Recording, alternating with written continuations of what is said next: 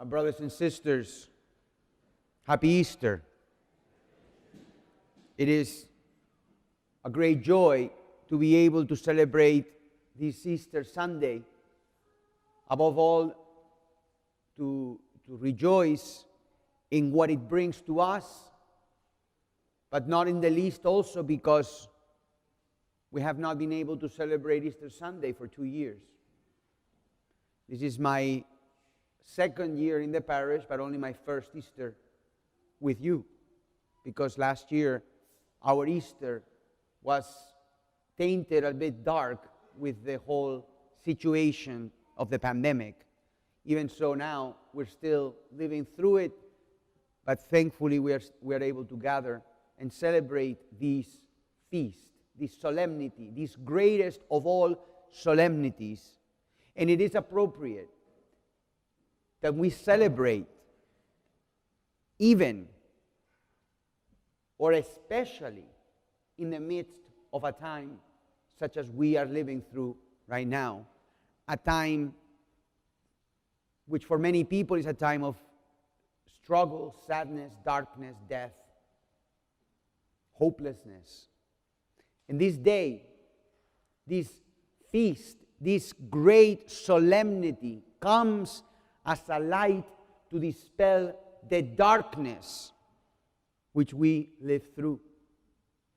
Because it is this feast, this solemnity, the celebration of life over death, the victory over the chains that bind humanity to the meaninglessness of death.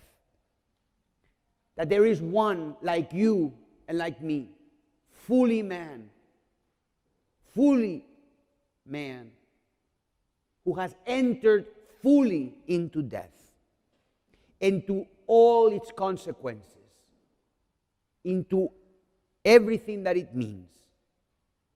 But because he is God, has destroyed from within its power. And this is the victory over death, which is the only thing that has the power to give meaning to life. Because otherwise, every desire, every hope, every project, everything that we look forward to, no matter how good, ultimately is bound to end. And we need someone to open a way for us to go and pass through death and give our life a meaning. And this is what Christ has done. And so we must rejoice because he enters into death and from within death destroys its power, its grip,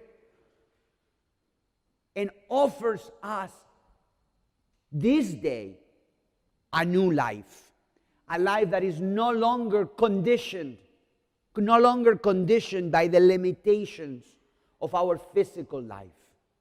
A life that is no longer bound by that which binds our life most often, which is fear. Fear of rejection, fear of loneliness, fear of sadness, fear of suffering.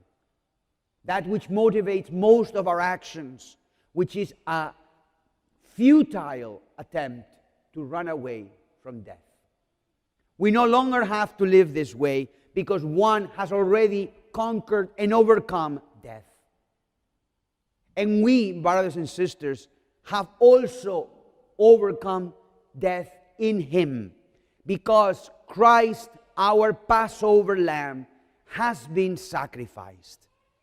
Because he is the true lamb who takes away the sting of death in our hearts and has incorporated us into him and gives us access to his victory over death through the sacrament of our baptism. And this is what we must live every day. And this is why today, in front of us, we have this baptismal font on which last night, a new child was baptized. But also the baptismal font in which each of us have been baptized. Because baptism is not a nice symbolic ritual that we do simply because we are Catholic, we're Irish, or we are whatever we might be, and we baptize our babies. Why? Just because. No, not just because. It is because entering into baptism, Christ has overcome death in us and granted us access to a new life that can enable me to love, to forgive, not to be afraid anymore. That the bandages that bind the dead are laying flat on an empty tomb. That the stone that covered that tomb has been rolled away, and that the tomb is empty. This can take place in us. This has been given to us, but it's not magic. We must hold on to it. We must enable the Lord to complete His work in us. This is the only reason why Christ has left in His church the power to communicate this life to us through the sacraments of Holy Eucharist, through the sacrament of confession, for those of you who are married, through the sacrament of marriage. What is any of that if not a sharing in the victory over death? This, brothers and sisters, is why we rejoice.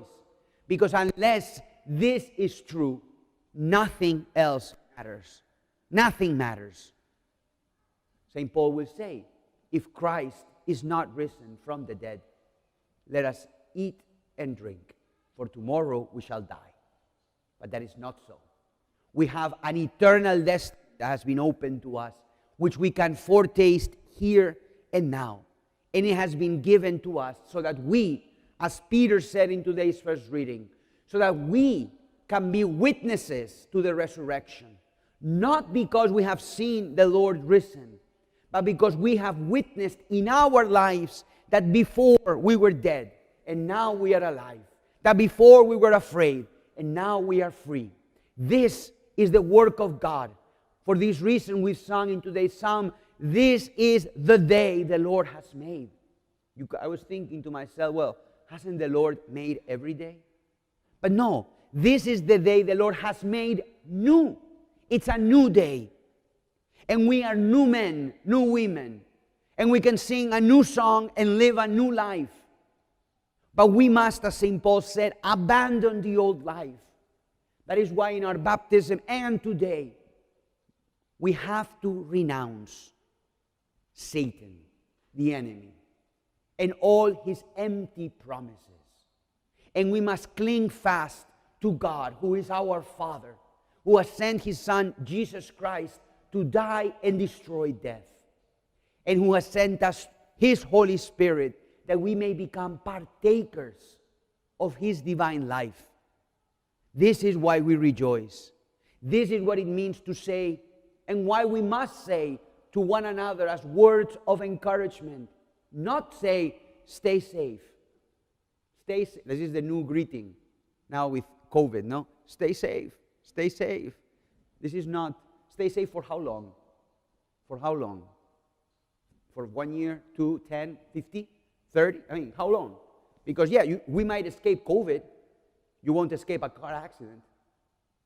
I know that sounds dramatic, but stay safe is not good enough. Only one word is worthy of saying to one another as words of encouragement. Christ is risen. He is truly risen. These are the only words that matter. Stay safe won't do it. Christ is risen. That does it. So, brothers and sisters, I say to you with great joy, Christ is risen. And you say to me, He's truly risen. Christ is risen. Believe it, because it is true. And today we can become witnesses of this fact if we let Him enter into us, transform us, destroy death, and have us today partake of His life.